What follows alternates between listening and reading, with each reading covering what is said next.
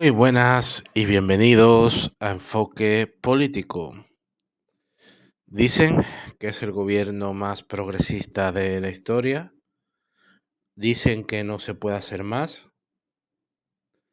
Dicen que la derecha es la alternativa y la ultraderecha. Pero la pregunta que hoy vamos a hacer no es otra. ¿Qué pasa cuando un gobierno que se dice progresista gobierna para el capital y no para la clase trabajadora? Hoy vamos a analizar los 5 pecados capitales del gobierno de Pedro Sánchez. 5 decisiones o no decisiones que no son errores puntuales, sino opciones políticas conscientes, coherente con un modelo económico muy concreto. No hablamos de traiciones morales, hablamos de clase, porque desde una perspectiva marxista el Estado no es neutral, es un instrumento al servicio de quien controla la economía. Y estos 5 pecados capitales explican por qué gobierne quien gobierne, la clase trabajadora sigue perdiendo. El pecado número 1. No derogar la ley Mordaza. No hay una democracia real o no se puede hablar sobre ello cuando organizarse tiene castigo.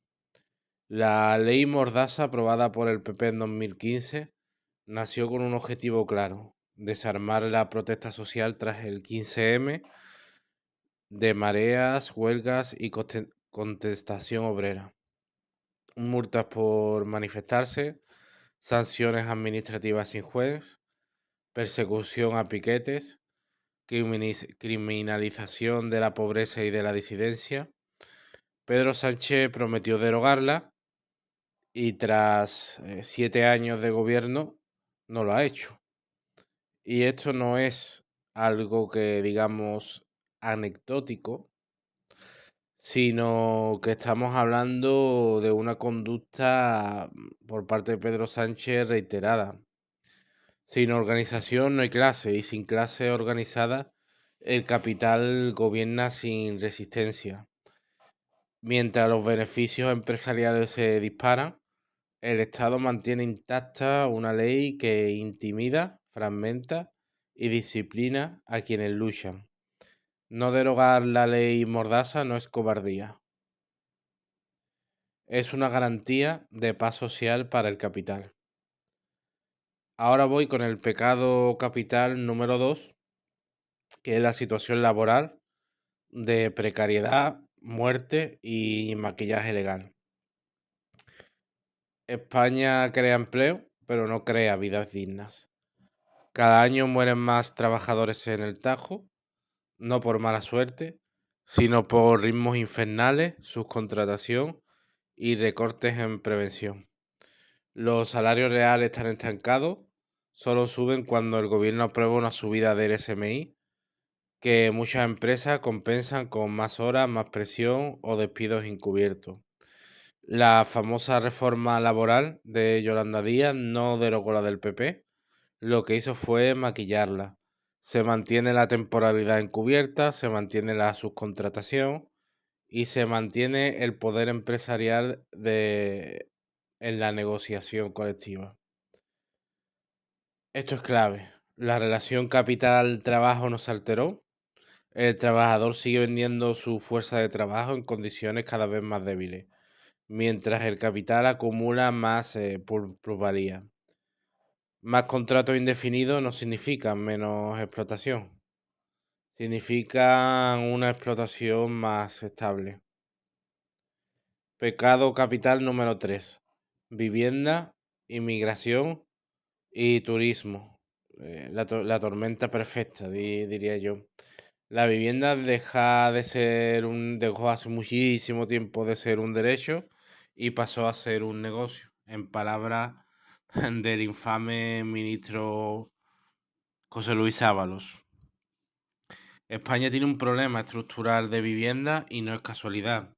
El gobierno ha apostado por un modelo económico basado en el turismo masivo, inmigración como mano de obra barata y vivienda como activo financiero. millones de turistas pernoctas en viviendas que antes eran hogares. Fondos buitres y rentistas inflan los precios. La inmigración es utilizada por el capital para presionar salarios a la baja, no por solidaridad. Y aquí hay que ser claros. El problema no son los inmigrantes, el problema es el modelo de extracción de plusvalía que se usa como herramienta. El Estado no planifica vivienda pública suficiente porque eso chocaría con los intereses inmobiliarios. Resultado, trabajadores compitiendo por habitaciones, familias expulsadas de sus barrios y juventud sin futuro material. El pecado capital número 5 sería la degradación de la sanidad y de la educación pública. Decir que es competencia de autonómica es una excusa, no una política. La sanidad y la educación pública se degradan año tras año, listas de espera, aulas masificadas, profesionales quemados. El gobierno responde que es competencia de las comunidades autónomas y la inmensa mayoría de comunidades están gobernadas por el Partido Popular. Tenemos un gobierno PSOE-Sumar. Legalmente puede ser cierto, pero políticamente es indecente.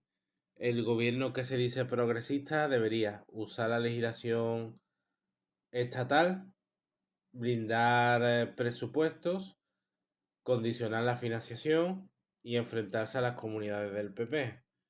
Incluso, llegado el caso, aplicar mecanismos excepcionales como el artículo 155, que sí se aplicó sin ningún tipo de pudor contra Cataluña y contra el famoso referéndum. En este caso, el gobierno no tiene mano dura contra la derecha que defiende activamente los intereses de los capitalistas. El Estado actúa con firmeza solo cuando peligra el orden del capital. El pecado capital número 5 sería la situación con Ucrania, interrelacionado con la OTAN y la economía de guerra en la que estamos entrando. España se ha embarcado activamente en la guerra de Ucrania, envío de armas, dinero, incremento brutal de gasto militar, compromisos crecientes con la OTAN, todo sin consultar a la población.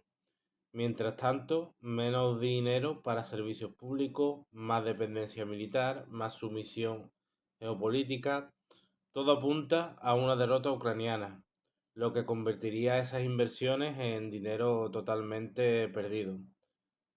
¿Quién gana con todo esto?